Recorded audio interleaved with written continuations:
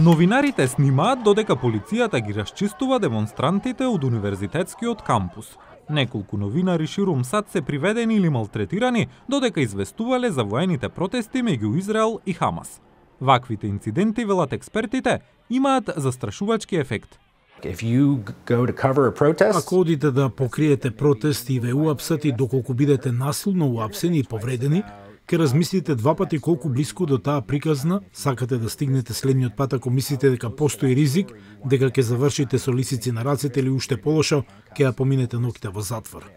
Бројот на прекршувања на слободата на печатот во САД се намали во последниве години, но инцидентите како рацијата во редакцијата во Канзас, апсењата и барањата за судски покани за новинарски досиеа придонесуваат за падот на земјата за 10 поени на светскиот индекс за слобода на печатот. Друг фактор, велат Репортери без граници, е непријателството од некои политички лидери. Официјалните лица треба да ги поддржуваат медиумите како важен дел од демократијата, вели председателката на Националниот прес-клуб Емили Вилкинс. Би сакала да ги повикам нашите избрани лидери да бидат храбри, да ја зборуваат вистината, да ја кажат вистината за медиумите и за улогата што ја играат во демократијата. И сватете дека секој пат кога ги омалважуваат новинарите и медиумите во целина, тоа е удар против демократијата и тоа е нешто што ја прави целата наша држава послаба. Дополнувањето на построгата медиумска средина се економските прашања. Аналитичарите гледаат раст во така наречените пустини на вести, каде што заедниците имаат малку или никакво медиумско покривање. Резултатот е што остануваат помалку репортери да делуваат како јавни чувари.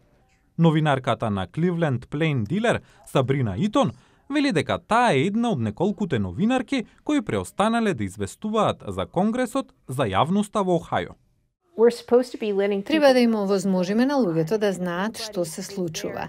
И ако никој не е таму за да ги извести луѓето што прават нивните членови на Конгресот, сметам дека тоа е трагедија. Истакнувајќи ја невидената дезинформација и недоверба кон медиумите, Вајмерс вели дека новинарите имаат голема одговорност. Потребно е да ја мислиме слободата на печатот како право на новинарите, но има и елемент од неа, а тоа се обврските на новинарите. Новинарите имаат етичка обврска да обезбедат објективност, праведно да покриваат прашања, да бидат транспарентни и да одговараат кога прават грешки. Но не е се изгубено, велат од Репортери без граници. Законот за печат, кој има двупартиска поддршка во Конгресот и Сенатот, ќе им понуди поголема заштита на новинарите и нивните извори од владините барања за информации, доколку биде усвоен.